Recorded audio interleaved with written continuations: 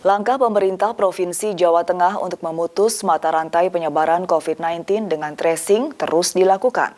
Saat ini jumlah testing dengan metode PCR mencapai 70.000 kasus, jauh di atas target WHO.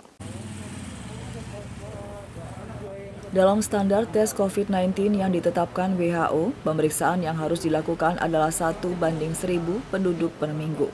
Dan dengan jumlah penduduk Jawa Tengah sekitar 34 juta, maka standarnya ada 34.000 orang yang dites.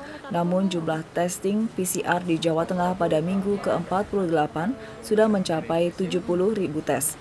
Dan hasil dari PCR ini sendiri membuat angka lonjakan kasus positif COVID-19 melonjak naik. Sehingga dengan adanya PCR ini diharapkan mereka yang positif akan segera sembuh dan tidak menjadi rantai penularan di masyarakat. Jadi angka kesakitan COVID ini kan menurut WHO itu sekitar 10% dari populasi itu positif, ya. Jadi tahu sendiri penduduk Indonesia berapa, 10%-nya berapa. Nah, tentunya untuk mengetahui yang positif itu berapa, yang sesungguhnya itu pasti berdasarkan jumlah tes yang kita lakukan. Ya, semakin banyak tes yang dilakukan, tentunya kita akan mengetahui lebih banyak, ya, mengetahui ya. Jadi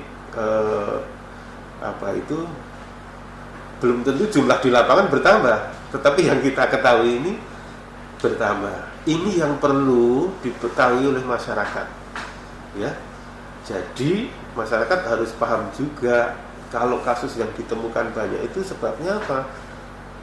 Kalau itu disebabkan karena tesnya banyak, berarti itu sebenarnya hal yang positif, ya. Artinya kita semua bisa lebih tahu secara dini, sehingga kita memberikan respon itu lebih cepat, gitu.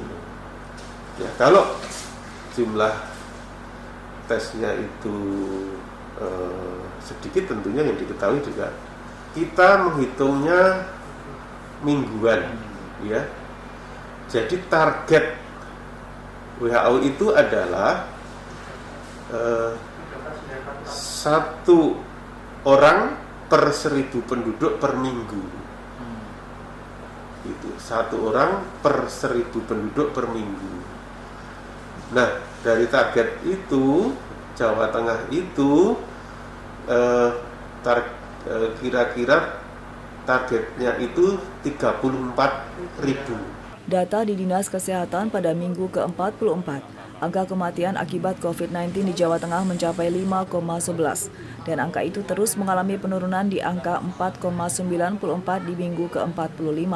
Turun lagi menjadi 4,62 pada minggu ke-46 dan turun lagi 4,49 pada minggu ke-47 dan sekarang menjadi 4,25.